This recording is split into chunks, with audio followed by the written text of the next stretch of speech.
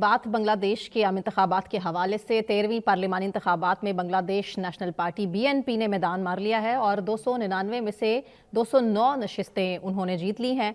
और जो जैनजी की नेशनल सिटीजन पार्टी है वो भी जमात इस्लामी के साथ इत्तेहाद में शामिल है। हमारे नुमाइंदे हम न्यूज़ के जावेद सोमर साहब इस टाइम ढाका में मौजूद हैं, उन्होंने कवरेज की इलेक्शन की, उनसे पूछते हैं ताज़ा तरीन सूरत हाल क्या है। जावेद सोमर साहब, thank you so much. Javed, बताइएगा सूरत हाल क्या देख रहे हैं इलेक्शन के बाद? अभी इलेक्शन तो जाहिर है गुज़िश्ता रात खत्म हो गया, गुज़िश्ता कल जो खत्म हो गया। उसके बाद जो गहमा गहमी थी वो इलेक्शन कमीशन ऑफ पाकिस्तान में थी और मैं इस वक्त मौजूद हूँ बांग्लादेश के अंदर, इलेक्शन कमीशन ऑफ बांग्लादेश के बिल्कुल बाहर मौजूद हूँ। और अभी भी यहाँ पर ये एक्टिविटी जो है वो चल रही है कि हम लोग इंतज़ार कर रहे हैं कि जो फाइनल रिजल्ट्स हैं, जितने भी यहाँ पर 64 डिस्ट्रिक्ट्स हैं और तकरीबन 7 के 8 करीब डिवीज़न्स हैं पूरे बांग्लादेश की, तो यहाँ पे जितने भी हल्के हैं उनके रिजल्ट्स जो है ऑफिशियली अनाउंस नहीं किए गए। जहाँ तक इस इलेक्शन कमीशन के अंदर मौजूद कुछ ऐसे हमारे दोस्त हैं जिनसे हमने अनऑफिशियल चीज़ें पूछी, तो उनका यही कहना था कि अभी तक जो है 212 BNP और तकरीबन 70 से अबव जो है वो जमात इस्लामी बांग्लादेश ने जो है सीटें हासिल की हैं। मुजम्मिल साहब, अगर हम इस चीज़ को देखें, गुज़िश्ता रोज़ के जितने भी इंतखाबात थे तो उसमें मैंने तकरीबन ढाका शहर है वो उसका 70% हिस्सा जो है मुख्तलिफ पोलिंग स्टेशन पे जाके कवर किया। वहाँ से हमने अपने हम न्यूज़ के लिए मुकम्मल तौर पर जितना हो सकता था हमने उसकी रिपोर्टिंग भी की। लम्हा ब लम्हा हमने खबर पहुँचाई कि यहाँ पे कौन सा हल्का है, कौन सा पोलिंग स्टेशन है, कौन सा वार्ड है, तो उस वजह से हमने सारी चीज़ें दी।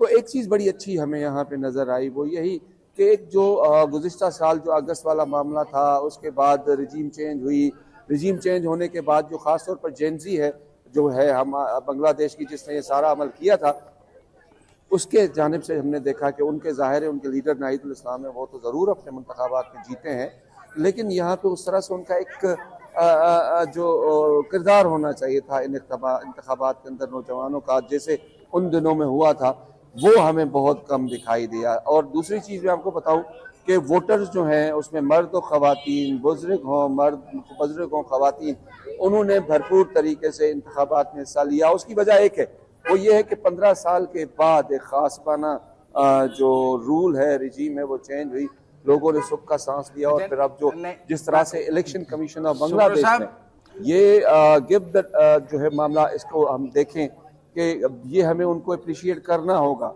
कि बहुत अच्छे तरीके से 3 टियर्स हर पोलिंग स्टेशन के पास उन्होंने सिक्योरिटी रखी ताकि किसी किस्म का नापसंदीदा कोई वाक़या ना हो। उन्होंने हर तरह से लोगों को यहाँ पे तहफ़्फ़ुज़ फराहम किया और लोग घरों से खुद निकले, जैसे पाकिस्तान में होता है। पाकिस्तान में आम इंतखाबात हों तो वहाँ पे एक उम्मीदवार जो है वो घर से वोटर को लेकर पोलिंग स्टेशन में पोल कराने से लेकर उसको वापस छोड़ने तक ट्रांसपोर्ट देता है, उनको मतलब मुख्तलिफ जो उनकी रिफ्रेशमेंट दी जाती है।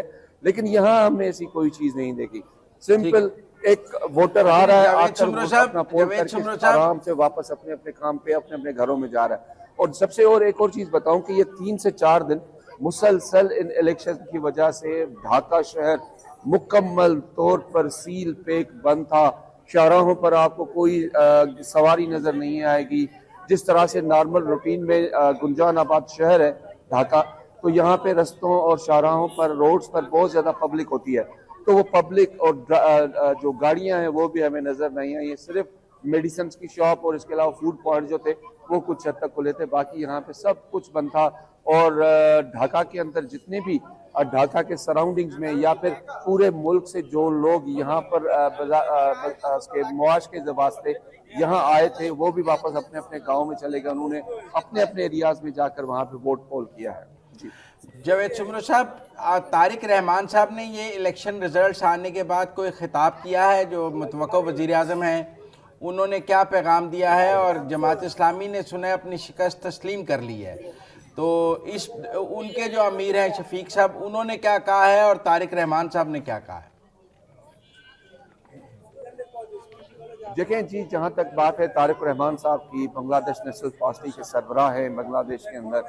आज सुबह हमें इतला दी गई थी कि आज उनकी पार्टी के जो प्रेस डील करने वाले अहदेदार हैं, उन्होंने आज दिन 12 बजे एक प्रेस कॉन्फ्रेंस करनी थी। तो मैं क्या, पूरा इंटरनेशनल मीडिया, लोकल मीडिया, उनका जो यहाँ पे सदर दफ्तर है वहाँ पहुँचे और 1 घंटे तक हम इंतज़ार करते रहे कि जी कोई ना कोई BNP की जानिब से जो मुशावरत का अमल गुज़िश्ता रात से जारी है उस पर उन्होंने कोई अनाउंसमेंट करनी है, क्या करना है।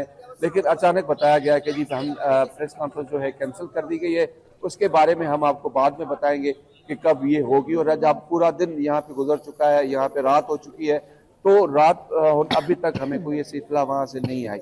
और बाकी रही बात जमात इस्लामी बांग्लादेश के सरबराह डॉक्टर शफीकुल इस्लाम साहब, उन्होंने बिल्कुल ये बात मान ली है कि जी हमें वोट कम पड़े हैं। उसके भी बहुत ज़्यादा वजूहात हैं, क्योंकि उन्होंने खवातीन के हवाले से आखिरी दिनों में आके कुछ स्टेटमेंट्स दी, तो जो खवातीन का एक वोट था वो भी उनसे थोड़ा सा वापस हो गया।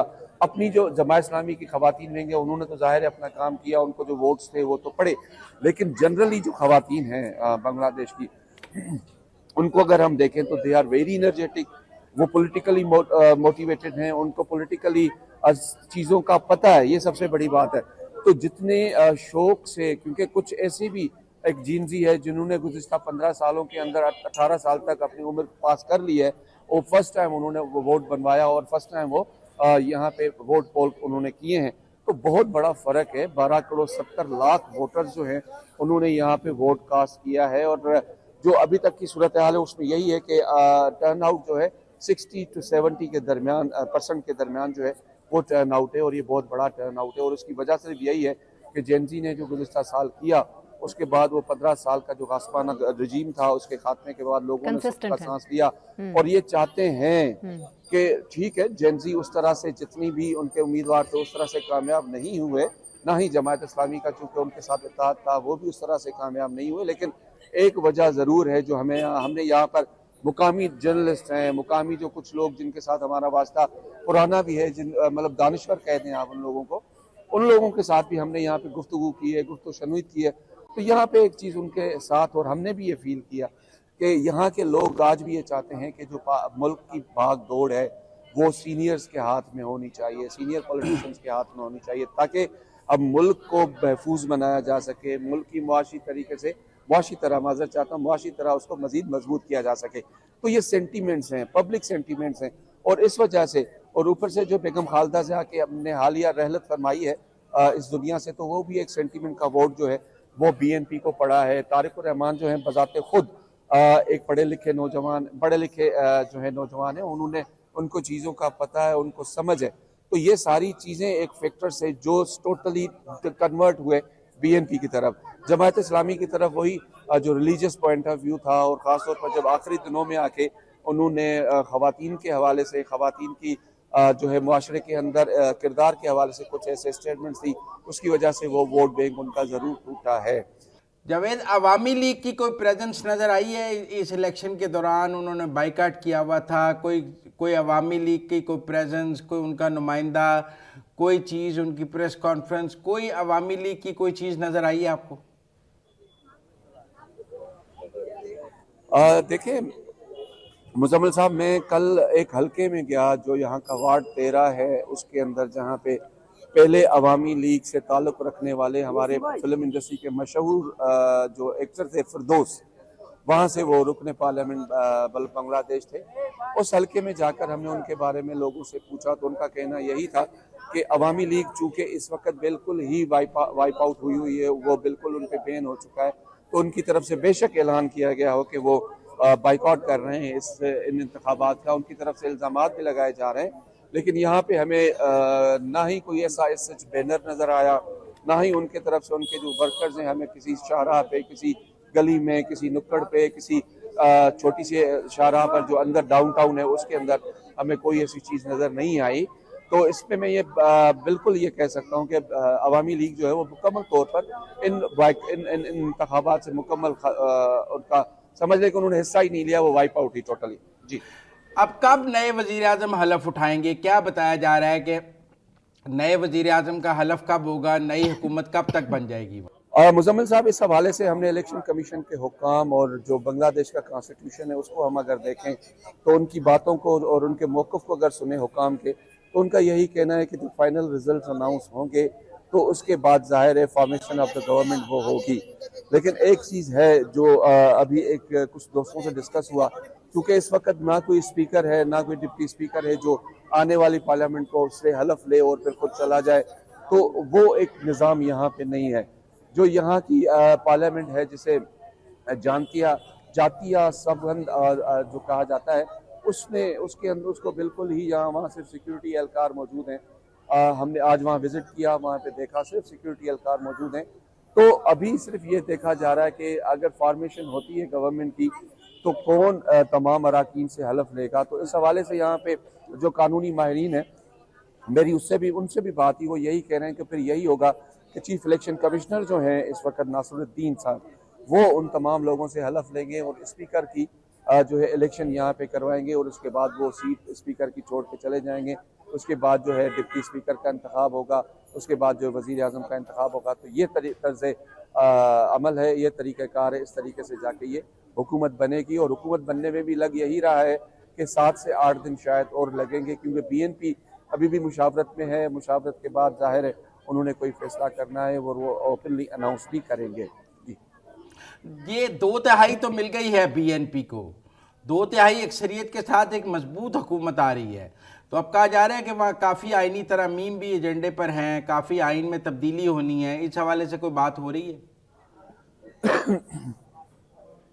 जी देखें, कल के इंतखाबात में हमें 2 बैलेट पेपर हर वोटर को दिए गए थे। एक इंतखाबात में अपना उम्मीदवार के चुनाव का, दूसरा रेफरेंडम का।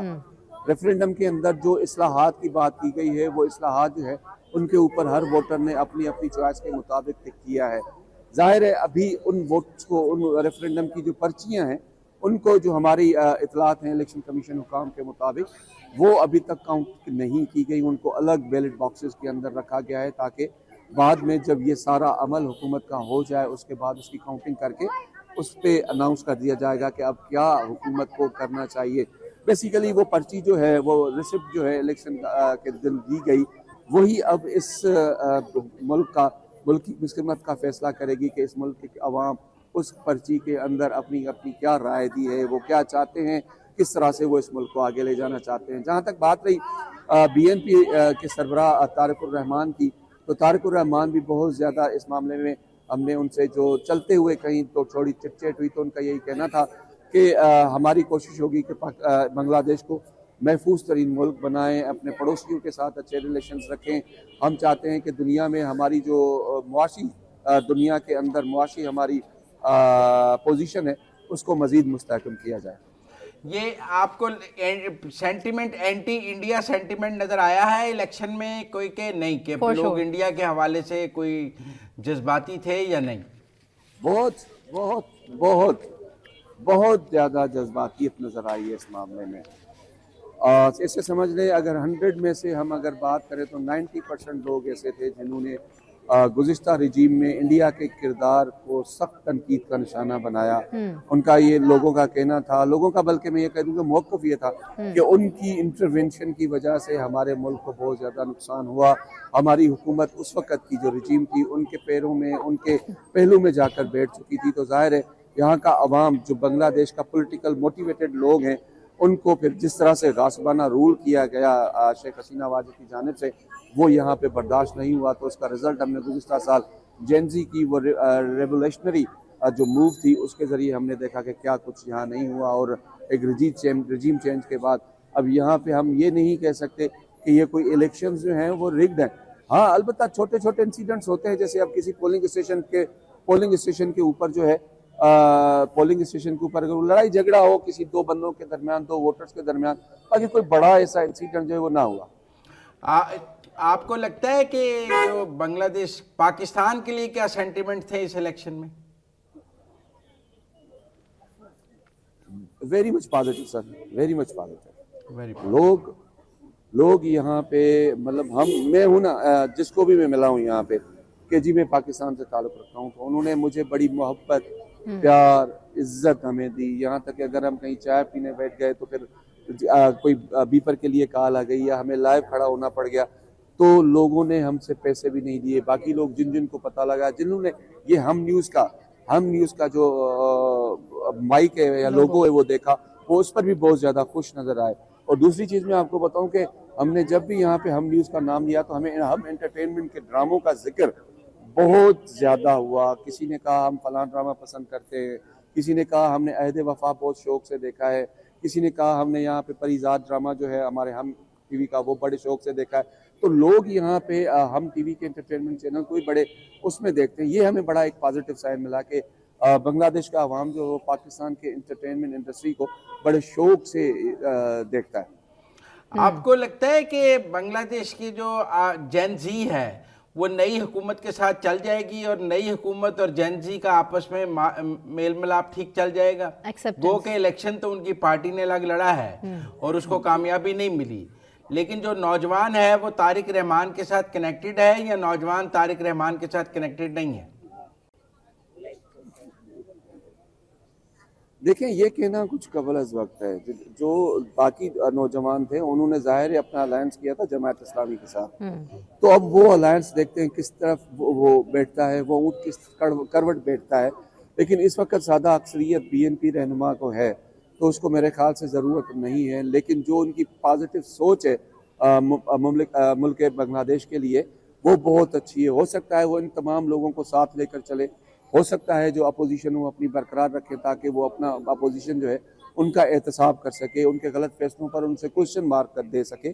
तो ये चीज़ें अभी कहना कुछ कबल अज़ वक्त है कि क्या होगा, किस तरह से होगा, तो लेट्स सी अब क्या होता है। लेकिन यह है कि जिस तरह की सोच हमारे नौजवान जो यहाँ पे हुक्मरान हैं उनकी है और जिस तरह से BNP के नौजवान रहनुमा की सोच है, उसमें कहीं ना कहीं मुमासलत है। हो सकता है आगे जाके ये कहीं किसी मोड़ पे हुकूमत के अंदर मुल्क की मुफाद की खातिर जाके कहीं इकट्ठे बैठ जाएं, या फिर सारा अपोजिशन इनको फुल सपोर्ट करे और इनसे पूछे कि जी आप क्या कर रहे हैं, किस तरह से कर रहे हैं। कोई जश्न फतह मनाया है BNP ने? आपको सड़कों पे जश्न नजर आया है? लोग BNP की फतह का जश्न मना रहे हैं आज? नहीं, अभी तक हमें ऐसे उस तरह से चीज़ नज़र नहीं आई। हाँ, अलबत्ता उनके घर के बाहर और उनके दफ्तर के बाहर लोग, उनके वर्कर्स मौजूद हैं। अब सिर्फ फाइनल अनाउंसमेंट का इंतज़ार है कि फाइनल अनाउंसमेंट किस वक्त होती है और उसके बाद देखते हैं कि जो खुशियों के शादियाने हैं वो यहाँ पे किस तरह से मनाए जाते हैं, खुशियाँ किस तरह से मनाई जाती हैं। चुमरो, अपना ख्याल रखें। ढाका में बहुत शुक्रिया हमारे साथ बात करने का।